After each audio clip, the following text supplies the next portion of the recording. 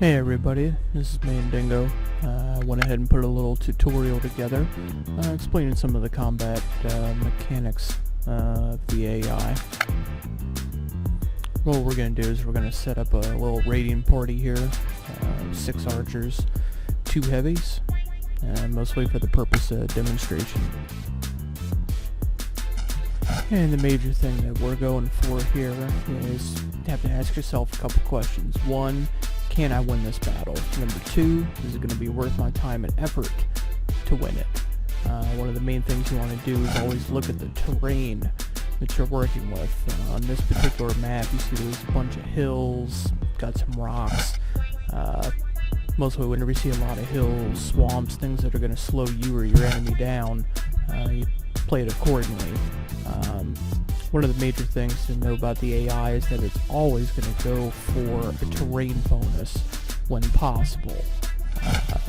Like in this instance, it's always going to go for a tree. I even went ahead and drew an arrow. Say a good general rule is you always want to try and use a terrain bonus to your advantage, as long as it doesn't wind up hurting you. It's one of those things that you can use a terrain bonus to eliminate an enemy only using 2 units instead of 3, and you're not going to take any additional damage by doing that, then by all means go ahead and do that. But if there's a way that you can eliminate it with 3 and not take any damage, it's better to go that route. Pretty much here you can see how the score is being calculated. Pretty much there's an assigned value for each unit that you face on the battlefield. Those get added up. Then you have your happiness modifier that gets added into it. And then finally it subtracts whatever damage that you take. The main goal of PvP is you're trying to earn as many points as possible in the least amount of time. You want to try and maximize your score as much as possible every single time that you go out into a battle. What I'm doing right here is I'm making sure that all my units are at full strength. Actually, that previous battle, I had one unit that wasn't even at full strength. The goal is you want to earn as many points as you can. Now this particular battle, I got a bunch of stuff written here, but this is a battle that I really don't want to face. Not saying that I can't win this, but if I was to win this particular battle, my points would be minimal. It would probably eliminate just about my entire army, and it's really not worth it. Now, the main thing is you don't want to have to wind up taking 12, 16 hours to completely rebuild your army for, a few points or maybe a few goods. That the main thing, whenever you run into PvP, you're not necessarily going to know what the army is that you're facing. So whenever it gets presented to you, you need to first decide, hey, is this worth it? Is it a battle I can win? Is it going to be worth my time? Is it going to be worth my effort? If not, just hit the little surrender flag, move on to the next one. Now here's what I call a classic 216 battle. This is what happens whenever your opponent either through stupidity or on purpose decides to not put any units in their defensive army. So by default, the computer throws out 2 spear fighters, and whenever you go ahead and defeat them, don't take any damage, you got 120% happiness, you get 216 points. Every single time you face this battle, you should not take any damage, with the exception of, I believe there's one map where there's a chance where you're going to take a hit simply because you can't reach both of them within one turn, and it's mostly just due to the terrain, that there's too much swamps or hills or too much stuff bogging you down to be able to get them in one shot. These battles are pretty much straightforward. I would definitely say that whenever you're in the lower ages, if you're in Bronze Age, Iron Age, even early Middle Ages, just look at these as freebies. That, hey, pretty much it's a free 216 points. You do enough of these, those 216 start to add up. And also, normally you should be able to knock these out, usually within, you know, maybe a minute or two. It doesn't take that long.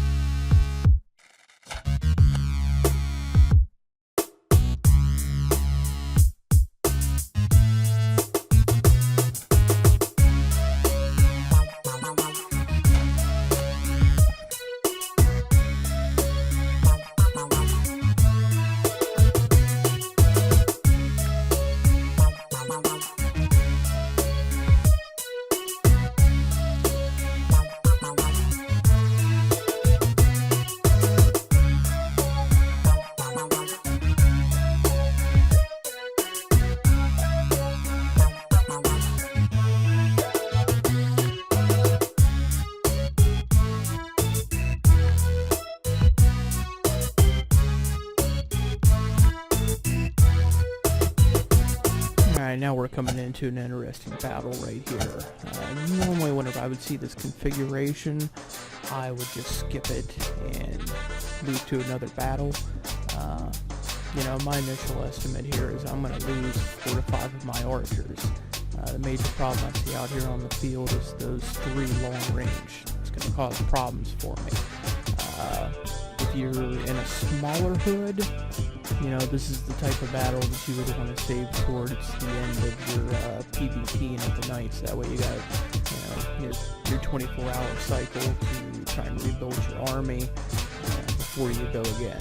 You definitely don't want to hit this one, first one right out the gate. I always tell everybody, usually if you're in a larger hood, you plan on doing a lot of PvP, and it is best keep a little piece of paper, notebook, pen, pad, what have you, and write down, you know, your neighbors that, you know, have easy battles that are easy victories for you, or somebody that tends to leave goods out. You know, pretty much you want to keep track of the people that you want to be attacking, and you also want to remember and note who you want to stay away from. Now, what I'm doing right here at the moment is I'm deciding how I want to deal with these 2 lights. Looking at all my units, seeing where they can move, adding in their range, and I can tell right away that I'm only going to be able to get 2 hits on that farthest soldier hiding in the tree down there at the far south. You know, I know I'm going to wind up taking damage on this battle. I'm just trying to minimize my losses.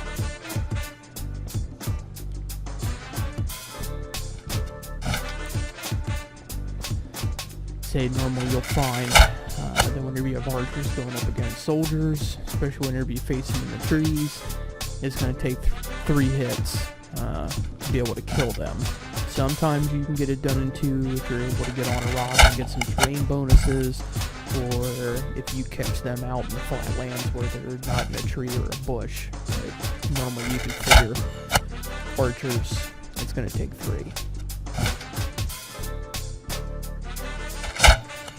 Another thing that you're going to notice happening in this battle is I'm going to get to employ a technique called meat shielding. What I'm going to do is I'm going to try and move my heavy in advance and draw the fire of the enemy units.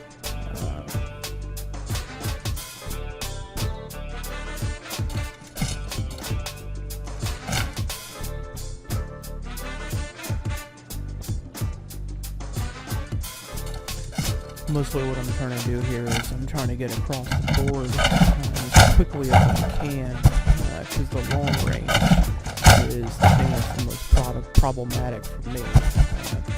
You know, pretty much it doesn't matter what kind of short range you have. Most long range is going to eliminate you in 2 hits and you're done. So if you see, you know, 2 catapults or something out there on the battlefield, just remember, hey, you know, every single turn that goes by, you're going to wind up losing one of your archers or one of your short range until you can get over there and eliminate them. And that's something you kind of have to factor into your decision of, hey, is this battle worth it? And what I'm looking at right here is mostly I decide I want to try and take out that heavy in the north, and I want to stay out of the range of the heavies in the south. And that's what I'm looking at right now with this guy of where can I move and get a hit in and stay out of the range of those guys in the south.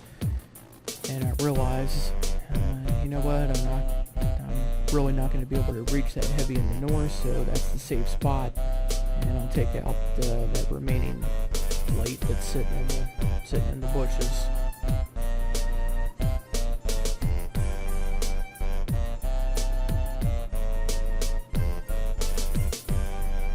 And always it's a good thing to double check, you know, where the enemy can move to, because it's better to be safe than sorry. You know, you don't get any bonus points for rushing through a battle and completing it in 30 seconds as opposed to taking your time. If it takes you 10 minutes, you know, the object is to get the maximum points that you possibly can.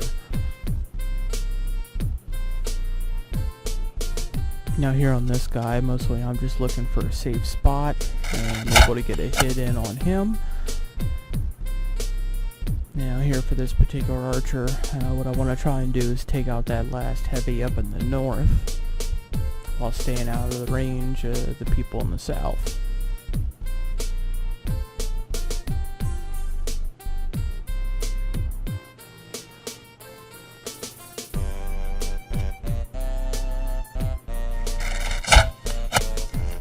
And what you just noticed the AI doing is it didn't have a move to be able to hit me, and it decided to fall back into a defensive position.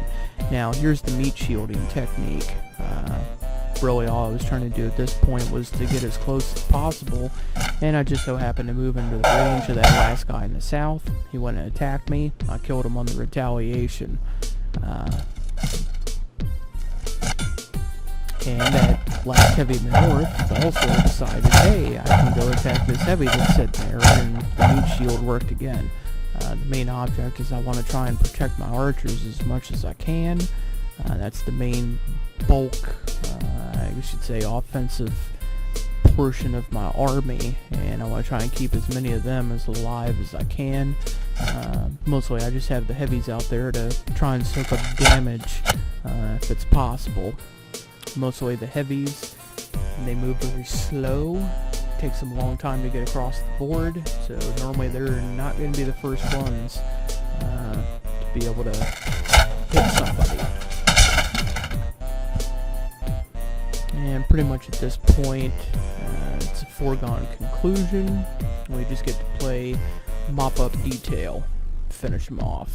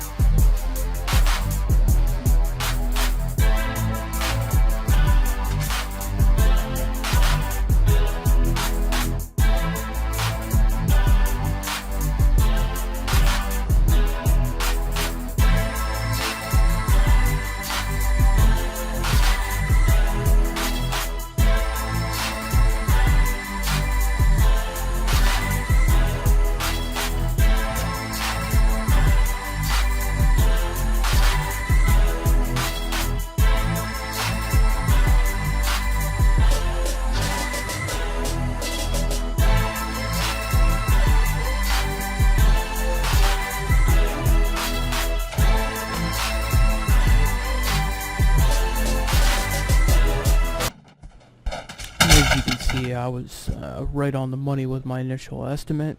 I thought I was going to lose between 4 to 5 archers. I lost 5. Took a little bit of damage with my heavies.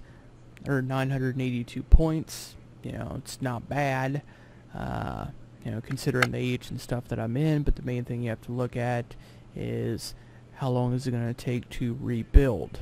Now, what you notice here is whenever I go to plunder, look at that. There's 2 cloths and a lumber mill sitting there with the person has goods left out. And so I go ahead and I hit the cloth. Bam, look at that. There's 10 cloth, which obviously took them 8 hours to produce. It's going to take me 4 hours to rebuild my army, and, well, at least that softens the blow. But that's the major way you have to look at PvP is, you know, hey, if you're going to take some losses, how much time is it going to take you to replace those units, and, you know, how long can you keep on going? So what I'm doing right here is I'm just simply reloading with fresh troops, and then we're going to go out and attack some more until I can't. Normally, like I was telling you at the beginning, that last battle is one that I normally would have saved for the end of the evening. If I was in a smaller hood or, you know, larger hood, I probably would have bypassed it altogether. Now here's another person just throwing up a 216 defense, and not much to say.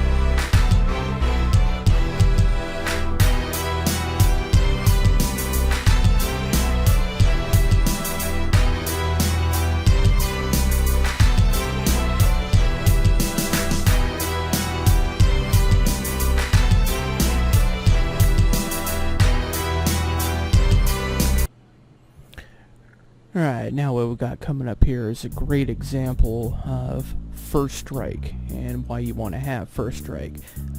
What you notice is they have 4 archers, I have 6 in my army. Obviously this battle, I know that my heavies, my meat shields, they're going to be completely worthless because they're never even going to make it in to battle.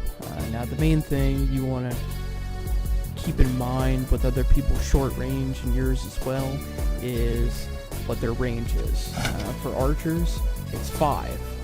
And what I was looking at in the beginning was where is the maximum that they can move towards me, and then what I do is I counted off 5 spaces from there, went back one more 6, and then I pretty much form a sideways V to stay at that, essentially a safe distance.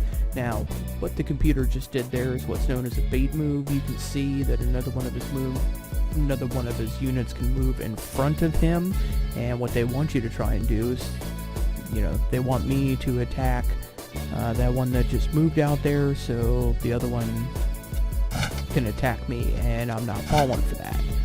Now, this is where I actually make a mistake here.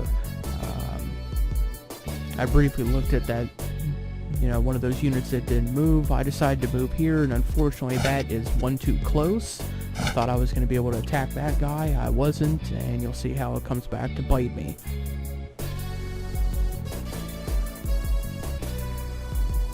At this point, I was just mostly checking to see, am I safe to move here, and to try and be able to get an attack in on somebody.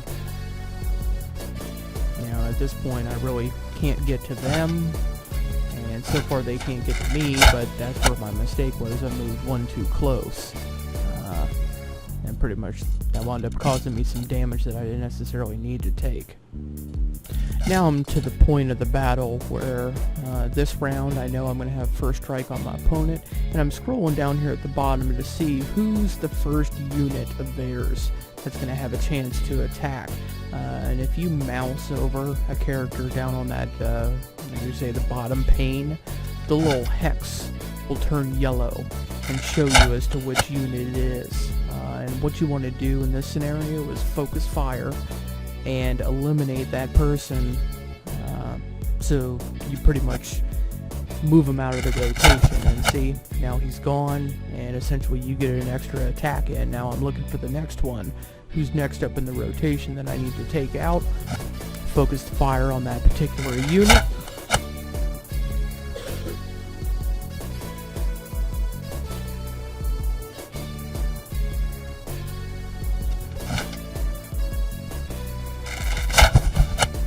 I get another extra attack without having to take any things. But because of my little faux pas in the beginning, I now have this wounded unit that I know if I move him within range of the other two, he's going to die. And at this point, I want to try and keep him alive. So I'm going to start searching around for, hey, where's the safe spot where I can move him without him taking any damage at all from the enemy. And it's the same thing. Mostly you just mouse over the enemy, see where the maximum they can move, add on the range, add one more, and that's where your safe spot is. See, 1, 2, 3, 4, 5, and then one more, that's where I have to move back to. So I decide that's a nice safe spot. And the same thing, that guy still has to move, so I want to look for some place where he can't get me, but I can hit this other one, which down here to the south is plenty safe enough. Because at this point, I've already won the race. That he went from 4 units down to 2. I know he's not going to be able to kill any of my units in the rotation. And now we're back to, my heavies in the rotation, which they're never even going to get to the guys. That's all I was telling you, they were pretty much worthless in this battle.